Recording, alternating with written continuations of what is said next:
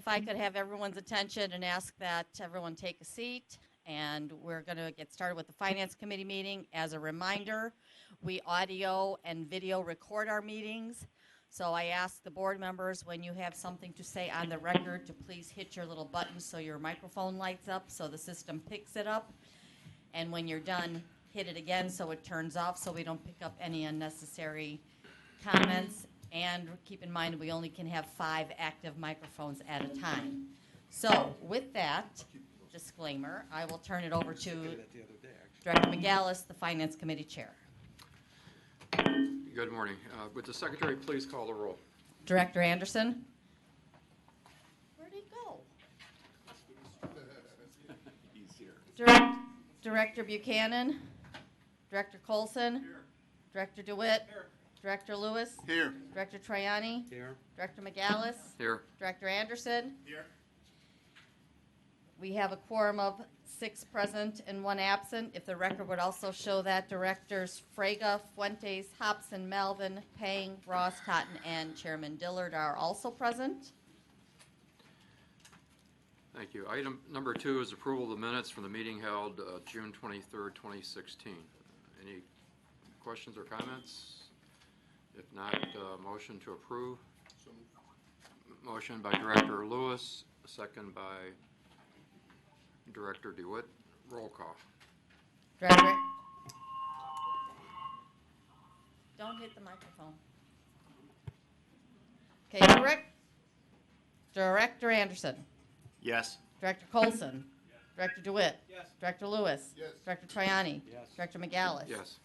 7 ayes and 1 absent. Thank you. Item 3A is a presentation of the quarterly performance report. Jill? Good morning. I'm going to actually turn this over to Donna Anderson. Donna. Okay. Good morning. Good morning, Director McGallis and members of the Finance Committee. I will be presenting performance results through the second quarter of 2016. We provide this report on a quarterly basis at the same time that you are reviewing quarterly budget results to certify that the service boards are in substantial accordance with their budget. The performance comparisons in this report are to performance in the prior year, which would be the first half of 2015. First, we'll take a look at ridership performance. Using data from the National Transit Database, we can see ridership trends for the first half of the year for each of the past 15 years. Compared to 2002, ridership is up 4.2%. We see a low point in 2003 following a recessionary period in 2001 and 2.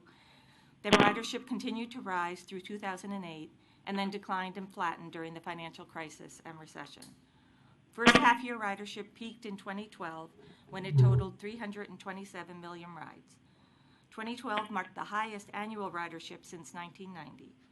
2012 half-year ridership is followed by 4 years of declining ridership in 2013 through 2016. The 2013 decline was occurring primarily on CTA following the elimination of 13 bus routes in December of 2012 and a January 2013 fare increase.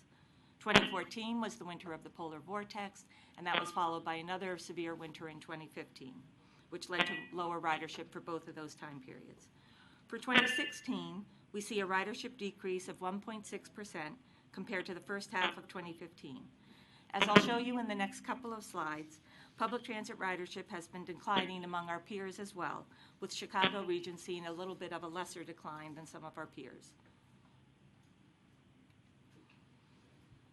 This chart shows RTA system ridership by mode for the first half of 2016, represented by the blue bars. The orange dot within each bar represents the peer average of ridership performance for that mode. Starting with CTA bus, the first bar there, we can see CTA bus ridership is down 4.4% compared to 2015, and rail ridership was 1.2% higher. In both cases, performance is somewhat better than their peers. Bus ridership is not down as much as their peers, and rail ridership is actually increasing compared to a peer average decline. Metro ridership was up 0.1%, even following the implementation of a 2% fare increase on February 1st.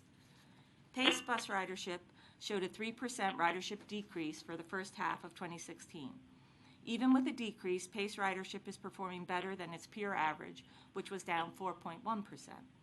It's important for us to keep in mind that although PACE ridership has gone down, PACE has been restructuring routes in an effort to reduce transfer points for its customers. This streamlining creates fewer boardings and therefore a decrease in the number of rides counted.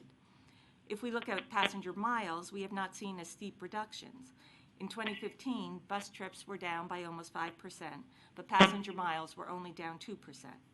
Customers are making the trips, but the trips are becoming longer, more efficient, and with fewer boardings. Moving next to Vanpool, we see that they have experienced steeper losses, a decline of 7.3% compared to 2015.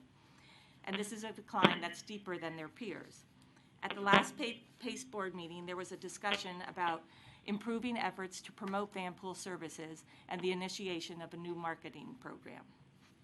ADA Paratransit continued its growth with a 5% increase in the first half of 2016, higher than the peer average of 3%.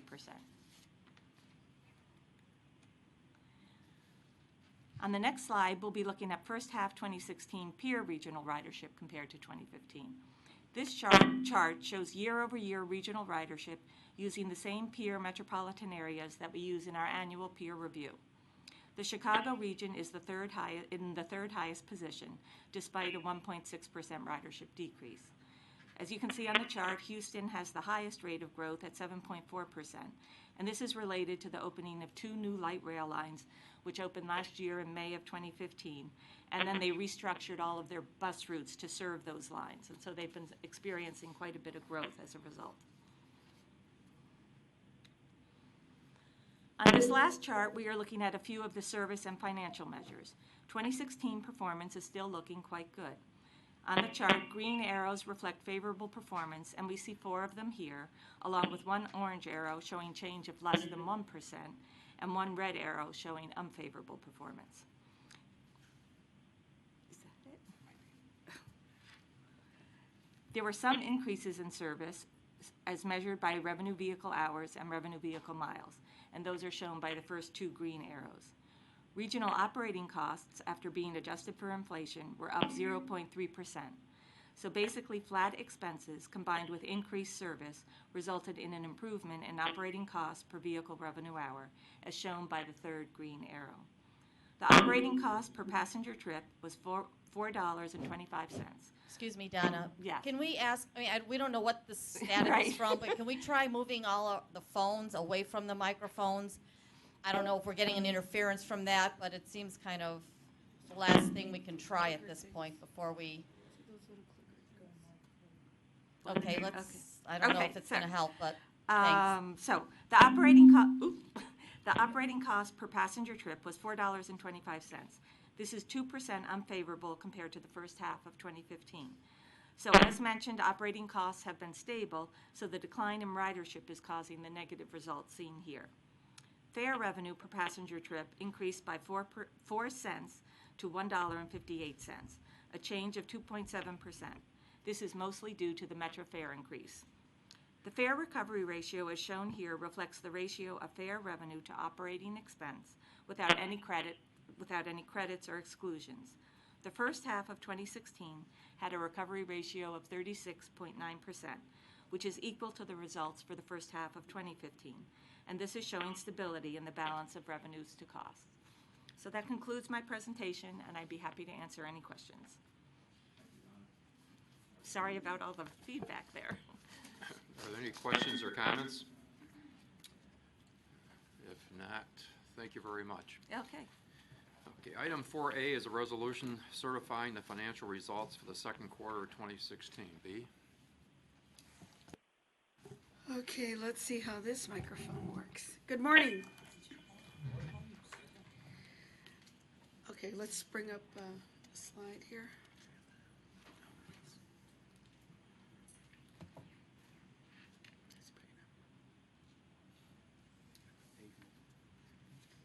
Yeah, it should come up.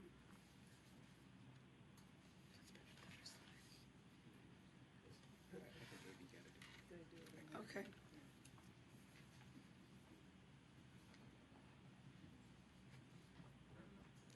a few just give technical it- difficulties this morning between the Let's let the dashboard come microphones on. and the video. There it is, okay. All right, good morning. Let's review the year-to-date financial results for the second quarter of 2016, which are subject to board certification. A comprehensive written report of the year-to-date financial and performance results was distributed today. The Service Board's year-to-date financial results through the second quarter were satisfactory. Operating revenue was impacted by unfavorable ridership, but strong expense performance led by low fuel costs has driven favorable operating deficits for each service board. At the end of the presentation, I will be recommending that the board certify that the results of operations for each of the service boards and the region as a whole are in substantial accordance with the adopted 2016 budget. During the second quarter, Chicago area employment increased by 29,800 jobs, while the workforce grew by nearly 22,000. Job growth resulted in more new workers joining the labor force. As a result, the regional unemployment rate improved by 0.3 percentage points to 6%. But keep in mind that this still lags behind the national rate of 4.9%. Let's look at year-to-date ridership. It was 2.7 lower than budget through the second quarter, as shown by the orange bars on the chart. System ridership is showing a consistent decline compared to 2015. Factors impacting ridership include the continuation of low gasoline prices, competition with ride-sharing programs. June ridership was down almost 4% from June 2015. But remember that prior year ridership was also impacted by the Blackhawks Stanley Cup parade and rally, so there was a lot of extra commuters last year during the same time. Looking back at the quarterly performance report presentation that Donna just gave, Chicago ridership performance ranked third compared to its top 9 peers across the nation. Going back to the ridership summary, CTA year-to-date ridership was 2.9% under budget and 1.8% lower than 2015. Bus ridership was 4.9% unfavorable, and rail ridership was 0.7% unfavorable to budget through the second quarter. But rail did grow 1.2% compared to prior year. Looking at Metro ridership, it was 1% unfavorable to budget as customers continue to respond to the 2015 and 2016 fare increases and again sustain lower gasoline prices. Pace suburban ridership, highlighted in red, finished the quarter 3.2% unfavorable to budget. Regional ADA ridership was higher than prior year, but was 2.9% unfavorable to their budget projections. Let's look at system operating revenue, which was $2.6 million or 0.5% unfavorable to budget due to unfavorable ridership and the lower level of state reduced fare reimbursement being reported by the service boards. On June 30th, 2016, the state of Illinois passed a stopgap budget that appropriated $17.6 million to the service boards for a reduced fare reimbursement program for both state fiscal year 2016 and state fiscal year 2017. The stopgap bill is also appropriating $3.8 million to PACE ADA paratransit.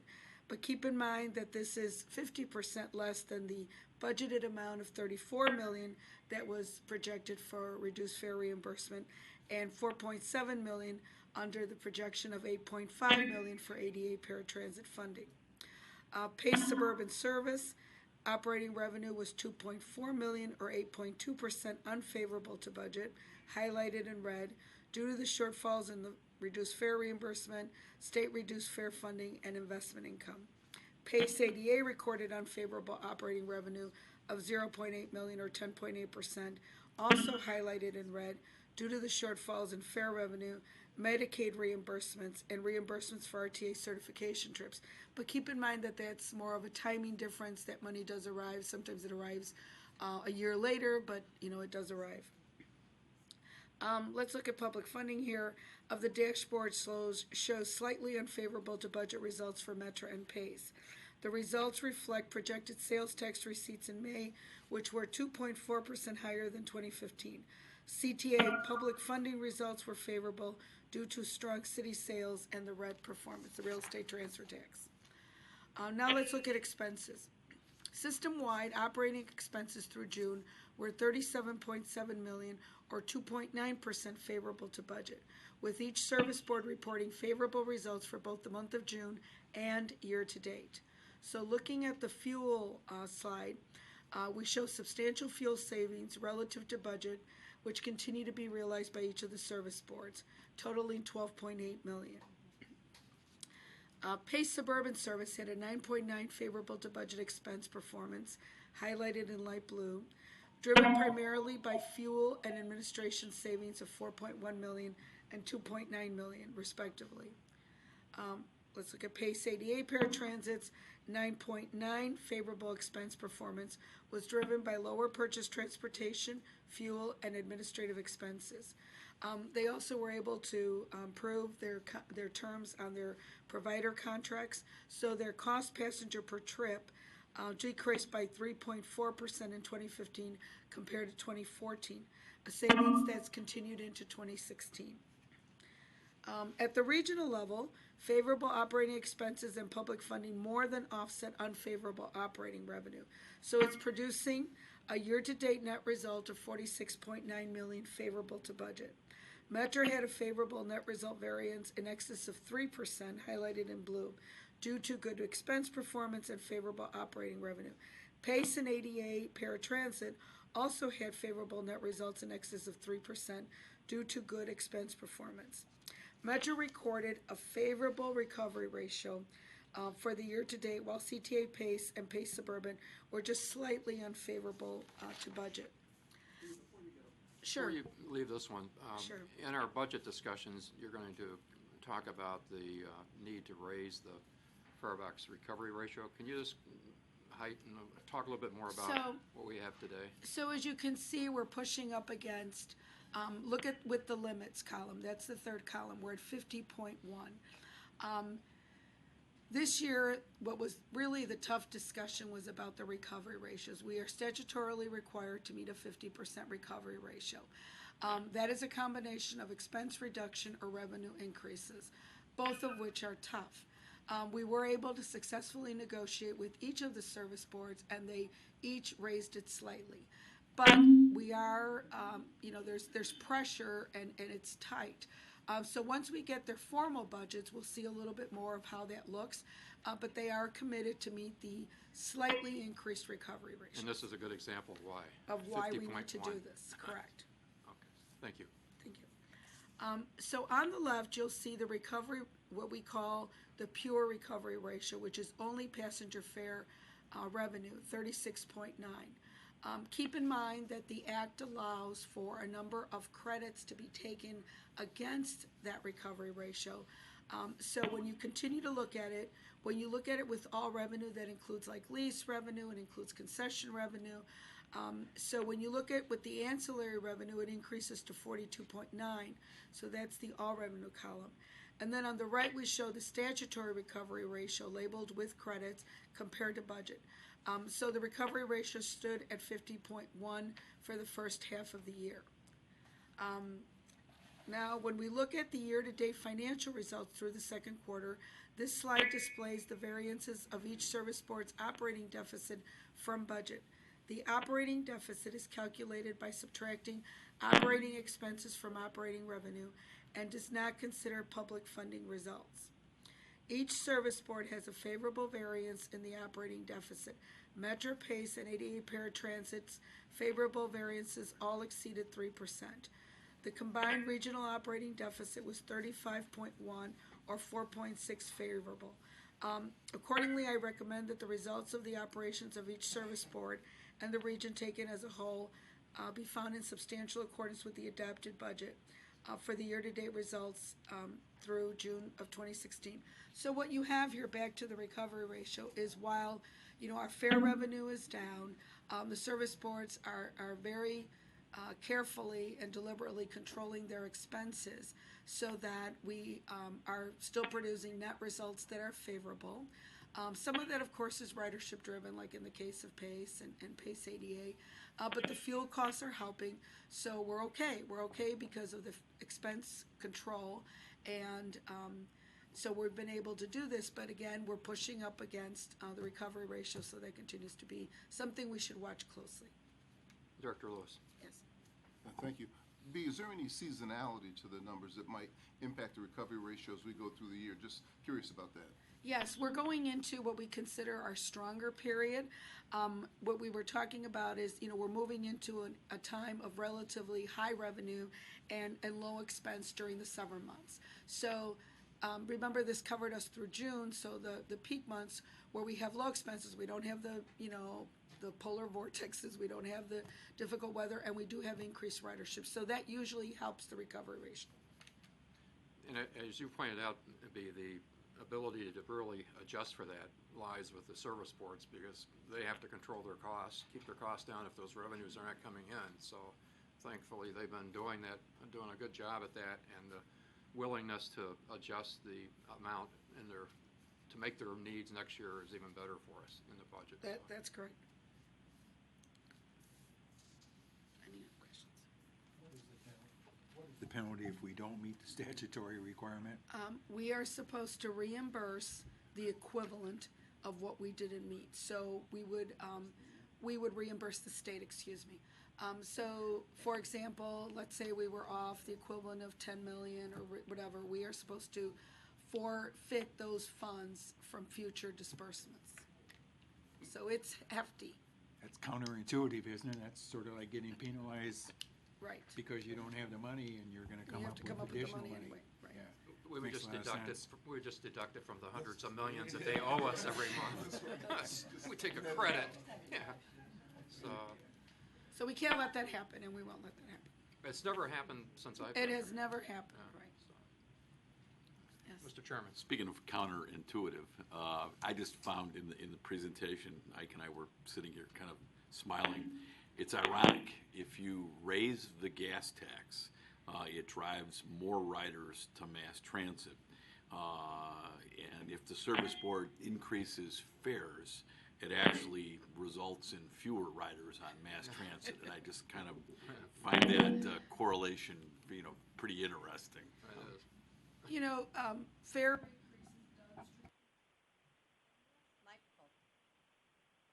fare increases done strategically can lessen the impact of that. But there's clearly, and we just recently presenting an elasticity study showing, the impact on ridership by fare increases and what PACE went through a number of years ago. So you're right, but there's certainly ways to do that maybe won't have as much of an impact.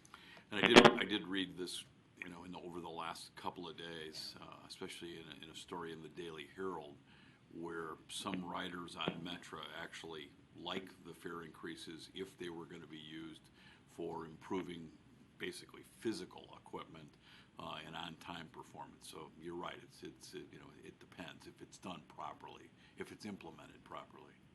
And Metra put forth a plan, as you know, that very carefully detailed how they were going to use some of their fare increase for capital improvements.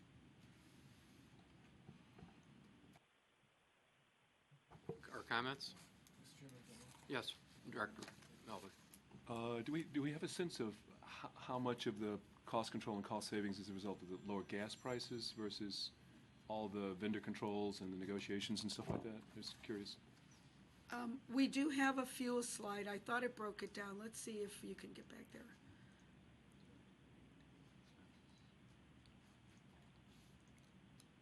So this specifically is the fuel savings. We'd have to look at the overall savings to answer your question. This is the percentage that's directly related to the fuel.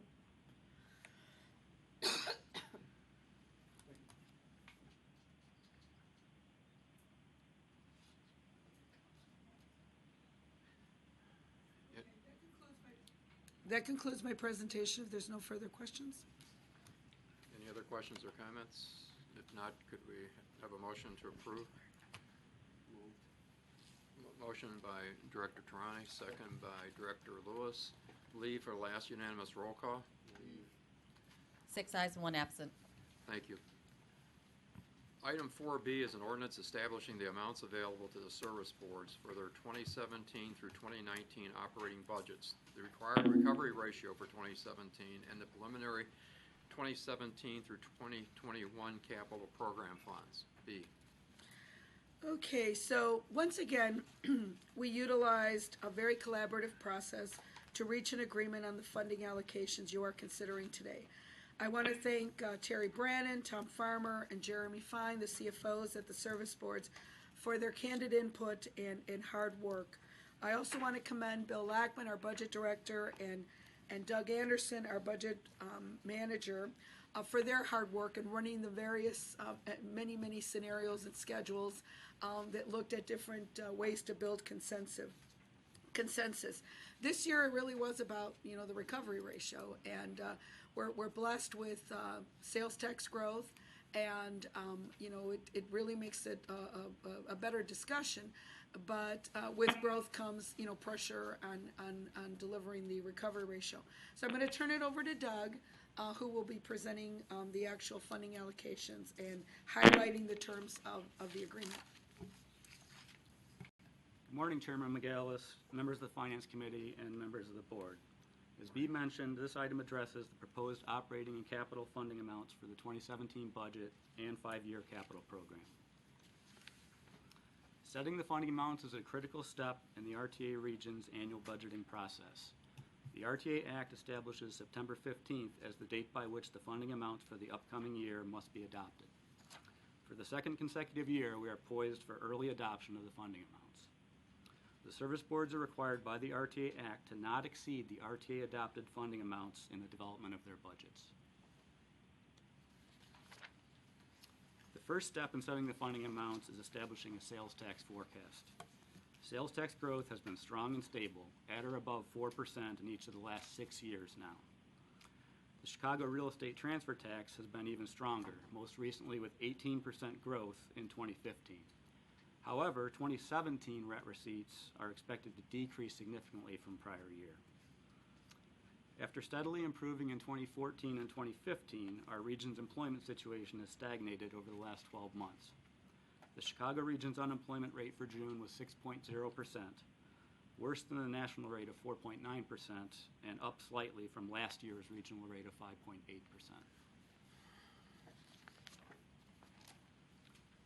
Our forecast for sales tax is based on a review of regional and national economic performance, including custom forecasts provided by the Chicago Federal Reserve and Moody's Analytics.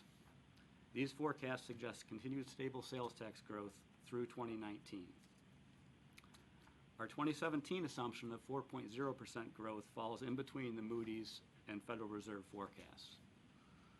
However, the City of Chicago forecasts that rent receipts will decline by 12% in 2017. Ownership transfer of the Chicago Skyway and Millennium Park Garage generated large rent amounts in 2016 that are not expected to recur, producing a decline from prior year before the rent would resume growth in 2018 and 2019.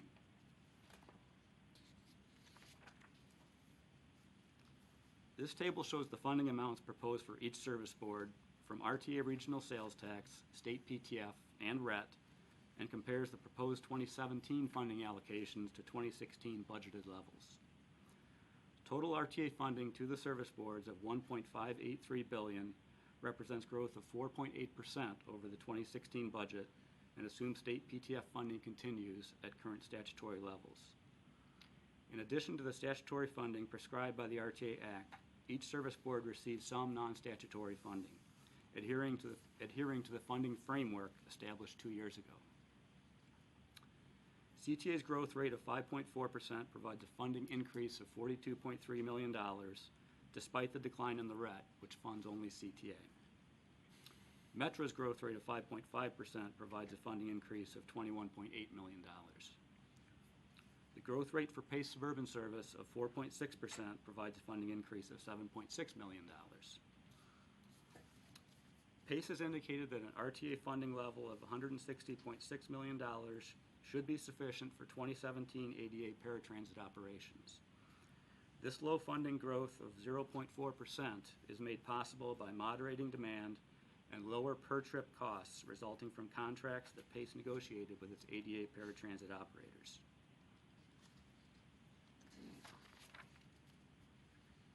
This chart shows the percentage of total operating funding to be received by each service board.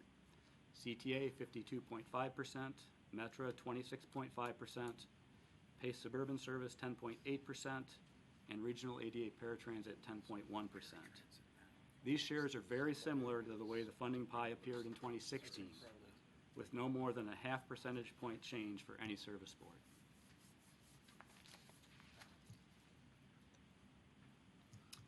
As you may recall, the RTA Act requires that aggregate operating revenues equal at least 50% of the aggregate costs of providing public transportation for our region.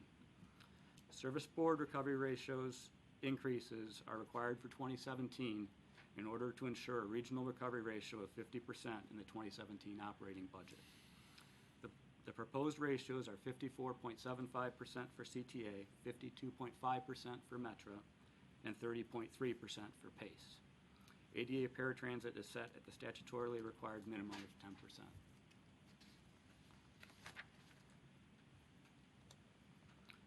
Shifting our view to the capital funding picture, the 2017 capital program includes funding of $716.4 million, a further decrease from the amount in the 2016 capital program, which was $871.5 million. The federal formula amount is based on levels established by Congress in 2015 with passage of the FAST Act. The lack of a state capital program for the third consecutive year is the primary reason we are experiencing capital funding shortfalls. Without any new source of state funding, 2017 federal formula funds make up the overwhelming share of the 2017 capital program at 70%. RTA bond proceeds are the next largest contributor at 21%.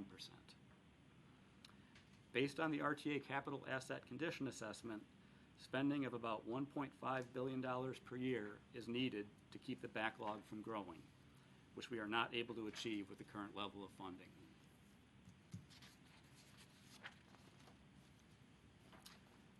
This chart shows how the capital funding from all sources is split among the service boards. CTA $404.5 million, or 56.5%.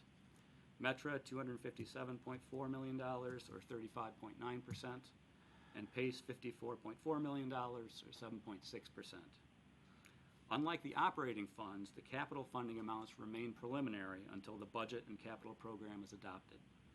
These amounts will be updated if additional capital funding sources become available.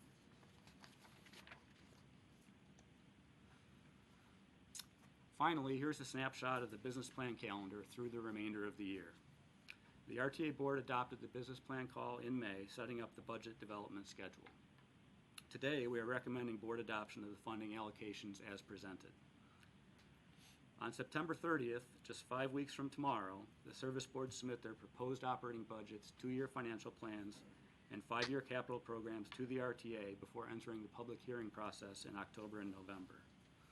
November 15th is the statutorily defined date for the service boards to submit their adopted budgets to the RTA. On December 1st, a special finance committee meeting will be held to review the business plans of each service board. And on December 15th, staff will present the consolidated regional budget for board adoption. The RTA and service boards have again worked collaboratively through several rounds of negotiations to reach consensus on funding levels that address the needs of the region and the service boards in a fair and equitable manner, almost 1 month prior to the statutorily required deadline. Accordingly, staff is requesting that the Finance Committee recommend board adoption of the funding amounts presented. That concludes my presentation. I'd be happy to answer any questions. Thank you, Doug. I just want to thank Leanne B. and Doug, and certainly Donna and the whole finance team for doing an outstanding job. And it's obvious that our working relationship through Leanne and B as head of the finance area with our service boards has greatly improved. I mean, it's a pleasure to receive a document that's been reviewed and has the support of the service boards, rather than getting a document that we don't have the support and we have to try to negotiate it at this level. So I think everybody has done a great job, and we're really pleased to see that. This document, as it's submitted, addresses the fare box recovery ratio issue, as we pointed out earlier, which is really an important matter for us. And so I'm really glad to see the service boards agree to do that. In fact, the level that PACE is at, they sued us years ago and gained a right to keep it at 30%. So for them to agree to adjust it, that's doing something. So I'd say you've improved that relationship considerably.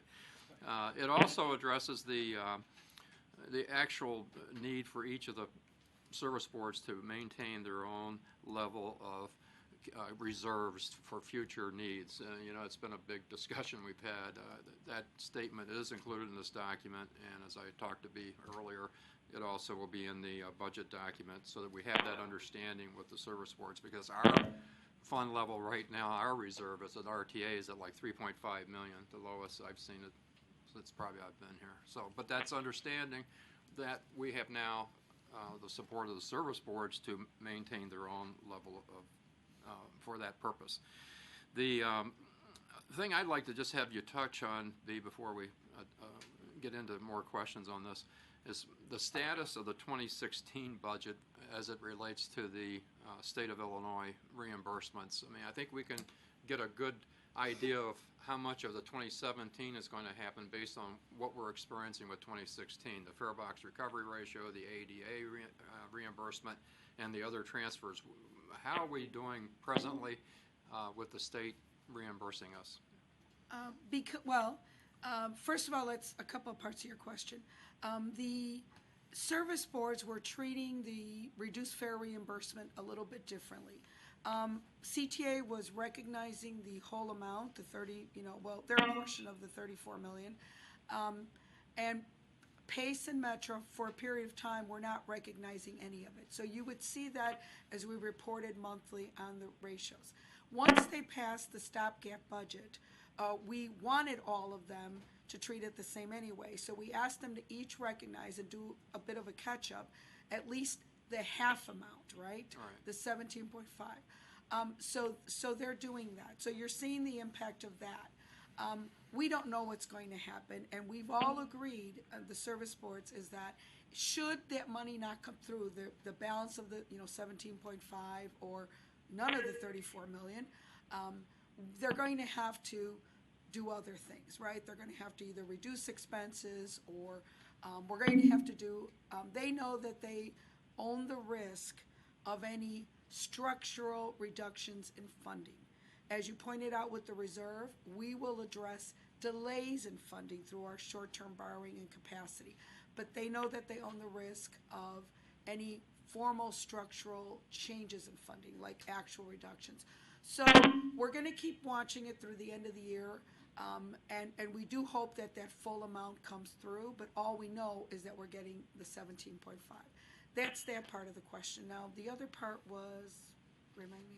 Dealing with the ADA reimbursement, I think that's 8 So the same thing is true of that. 8.5 is what's expected. We only have half of that, a little bit less than half of that. So we're going to continue to watch it. What we do is, as you can see from the slide, ADA has a bit of a reserve built up, as we discussed. Right. So we do have some reserve that we could tap into should not all of that come through, but certainly that's not sustainable. And PACE does need, that full 8.5. A PACE ADA needs the full 8.5. So they know they may have to adjust, and we'll deal with that if that's the case. But certainly our expectation is that we will get the full funding from the state. Okay, and bottom line, you take the 17 million and the 4 million approximately from ADA, you're talking over $21 million that are basically unknown at this point, even for 2016 budget.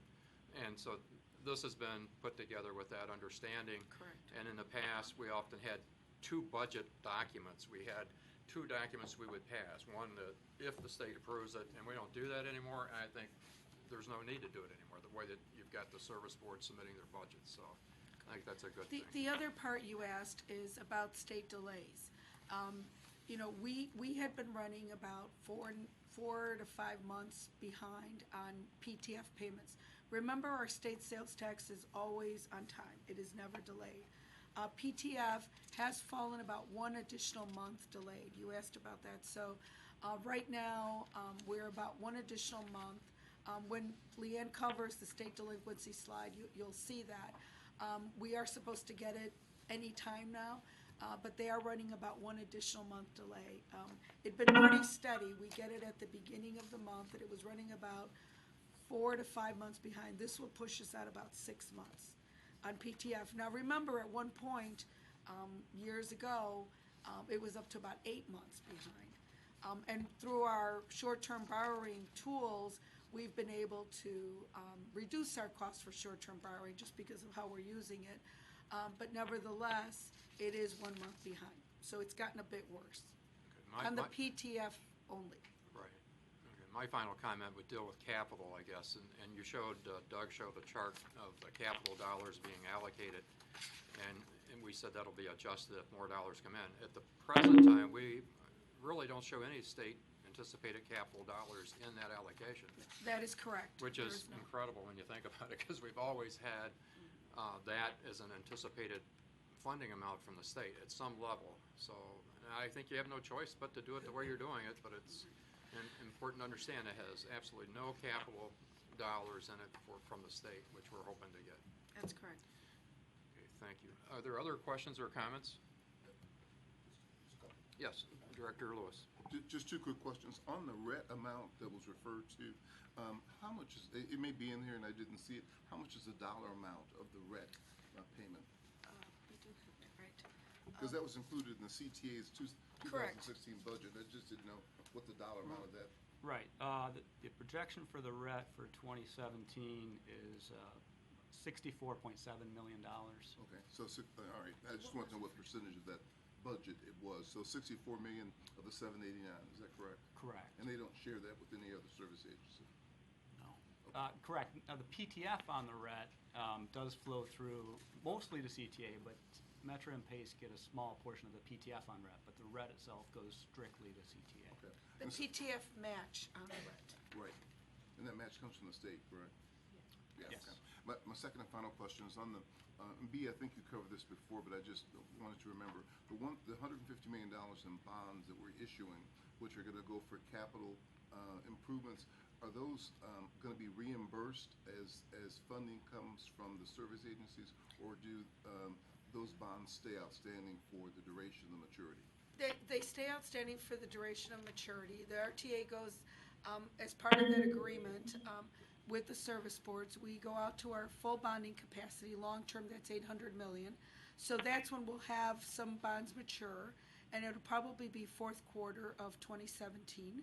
And that's when we'll go out with this additional $150 million, which is split 50 CTA, 45 Metra, and 5 PACE. So RTA will always be at its bond limit, and it's just as bonds roll off, we'll reissue new bonds. Is that a correct statement? That is correct. Certainly, there are things that could impact that. You know, should there be downturns in the economy and lower sales tax projection, that would affect our ability to maybe go out and bond, because obviously we cover the debt service. It's money off the top, and if that money were to be needed for operating, that would be one example of why we might not go out and do it.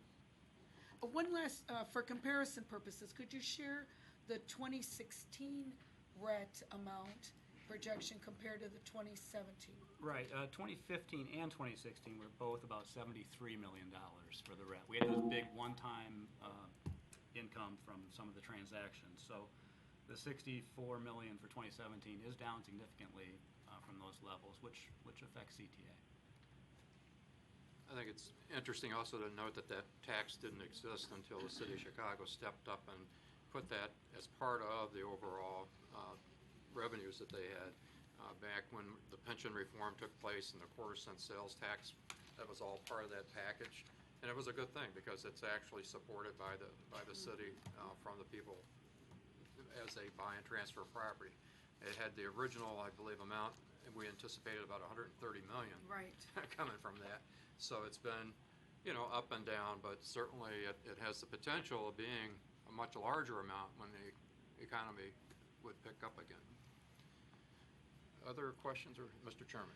Doug, on the pie chart for the capital program, the Metra portion, is any of the $257 million, does any of that come from their fare increases, or is that in that number at all? Yes, they've appropriated a certain amount for capital from there, so that's included in their 5-year capital program. We couldn't tell you exactly how much right now. Well, they have a $10 million annual, they call it Fair Box to Capital program they've been doing for quite some time now. That 10 million would be in the 257. And then one of the things that just jumps out at me, and it's staggering, is if on the operating funding by service board, ADA paratransit now at pace is almost the same as what I call the regular suburban service, and the growth is phenomenal. At a time while the state wants to reduce the funding for ADA paratransit and people with disabilities, but I mean those numbers are almost identical now, and and the pressures on ADA paratransit are only going to get larger and larger in terms of as we get older, an aging population. It's only going to get bigger, and the state, that's a place where the state actually is probably impacting us pretty heavily. That's true, Mr. Chairman. The only thing I would point out, though, that through cost controls and containment, they were able to just grow by 0.4% compared to, what the other agencies are growing by. So you're absolutely right. Just the need is such that it's growing, but they've successfully been able to contain their costs to meet that need. But eventually, in out years, it's going to catch up to us. You can cut and do all of the things you want with your baseline programs, but boy, the pressure there is unbelievable. And when Leanne and I and others have been out to Washington, the federal DOT clearly reminds us of this mandate. It's just something we really cannot scale back on in terms of, they don't even call it a transportation mandate, they call it a civil rights mandate, saying it's not related to transportation. The federal courts have told you that this is a civil rights mandate, and Mr. Chairman, they tell me, you're really limited as to what you can cut back as a program. But just watching those numbers, just in the 2 years I've been here, as they get closer and closer together, is pretty staggering. Thank you. Any other questions or comments? And a second to approve. Motion by Director Lewis, second by Director Trani to approve. Roll call. Director Anderson? Yes. Director Colson? Yes. Director DeWitt? Yes. Director Lewis? Yes. Director Traiani? Yes. Director McGallis? Aye. 6 ayes and 1 absent. Thank you. Item 4C is a resolution appointing the U.S. Bank as the trustee for paying agent under the general bond ordinance. B. This is a routine housekeeping type ordinance. This board approved through a competitively bid process the awarding of the bond trustee business to U.S. Bank last fall. And what it requires is the sign-off or the official transfer through a tri-party agreement of one bank transferring the bond portfolio to another bank. So that's what this formally does, and we need your authorization to do that. Any questions or comments? If not, can we have a motion and a second? Motion by Director Lewis, second by Director DeWitt. Lee for last unanimous roll call. I believe we're going to need to do a roll call. And we have one abstention, Director Caranti. So we'll do a roll call to get that on the record. We'll have a roll call. Director Anderson? Yes. Director Colson? Yes. Director DeWitt? Yes. Director Lewis? Yes. Director Traiani? Abstain. Director McGallis? Yes, 5 ayes, 1 abstention, and 1 absent. thank you. Are there any other items that come before the committee? If not, motion to adjourn. Director Durrani moves, second by Director Lewis. All in favor signify by saying aye. Aye. Nays? Ayes have it. The committee's adjourned. Thank you. Leanne, just for all of you, I think we're going to take about a 3-minute or 4-minute